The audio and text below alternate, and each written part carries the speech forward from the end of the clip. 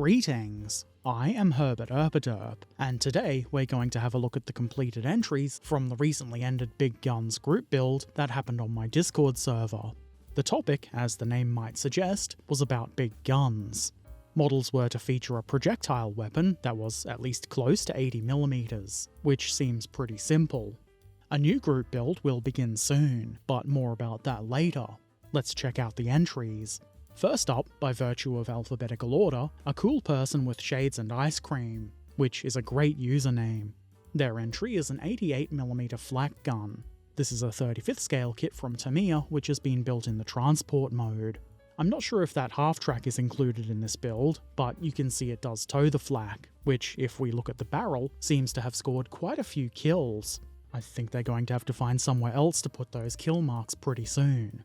A cool person did mention there were issues with the camera, so it does make things a bit hard to see, but this is about models and not photography, and despite the issues, it looks pretty good to me. Up next we have Eru's entry, which is an IS-2 named Combat Girlfriend.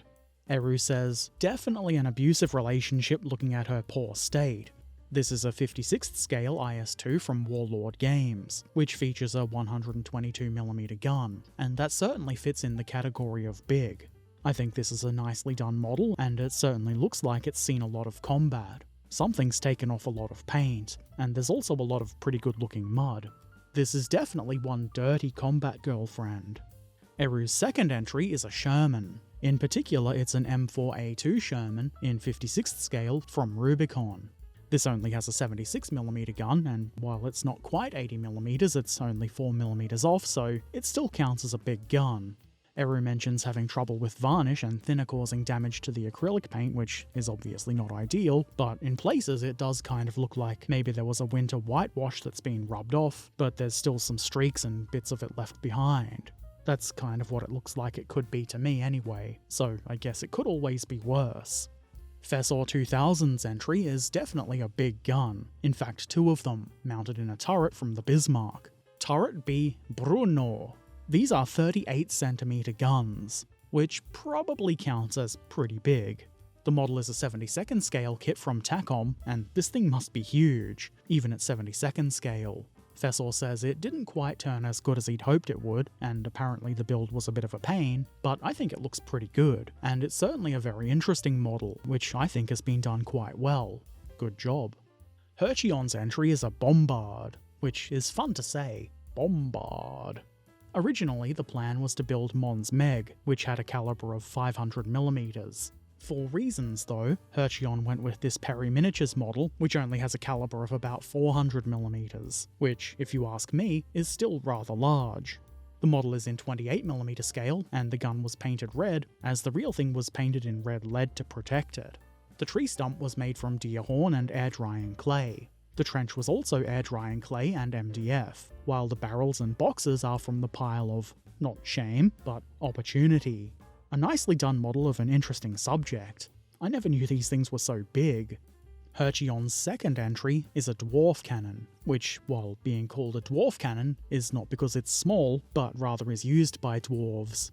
This little set, I guess you might call it, also includes a bunch of crew, an organ gun, and various other odds and ends. I like that in the notes I was given, the size of this weapon is described as chonky, and it really does look like a big chonker of a gun. I especially like that they've got a big angry face on the, I guess you would call it the friendly side of the cannon. Good stuff. Monol's entry is a spaceship, and the only spaceship in this build. This is the UCMF Johannesburg, a battlecruiser. I've no idea what UCMF stands for, but in my head I've decided what MF stands for. I understand that this is from Dropfleet Commander, which I know nothing about. The model is in 9150th scale, which makes sense when you hear that the Johannesburg is supposed to be 1160 meters long. That's more than a kilometer. Cool. The weapons are 4200mm and 6400mm mass drivers, which according to the lore, describes the length of the projectiles, and I would assume at 6.4 meters long, the projectiles would also be fairly girthy. Very cool.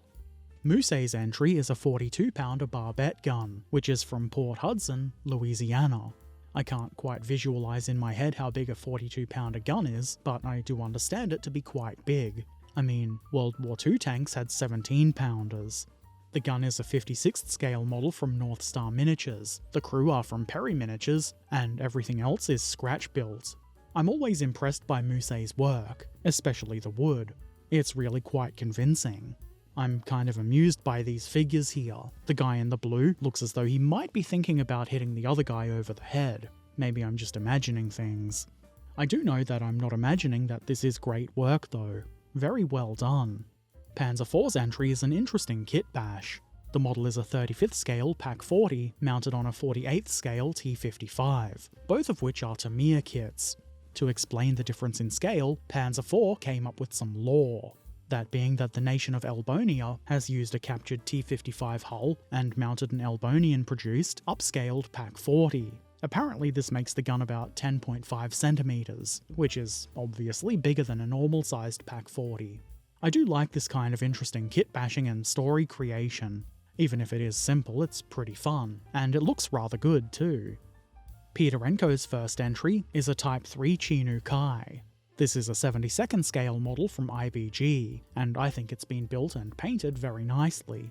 The weapon size for this is 75mm, but I would imagine for a Japanese tank, that's pretty big. Would you believe I'm not especially knowledgeable about Japanese tanks? I do understand that this gun was designed in response to previous Japanese tanks being unable to defeat Shermans though, and I do know that this looks really cool. I also like the little diorama, it's really quite convincing.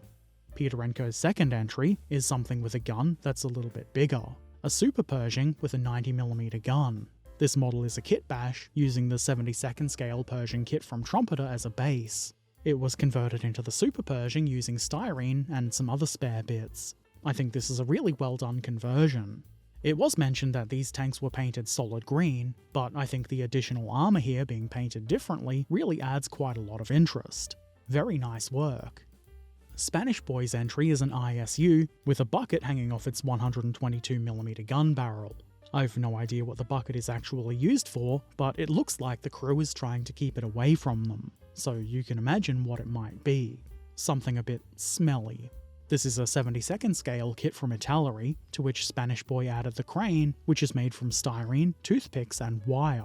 I'm not really sure what the crane would be for, perhaps it's for loading ammo, or maybe it's used for looting heavy objects.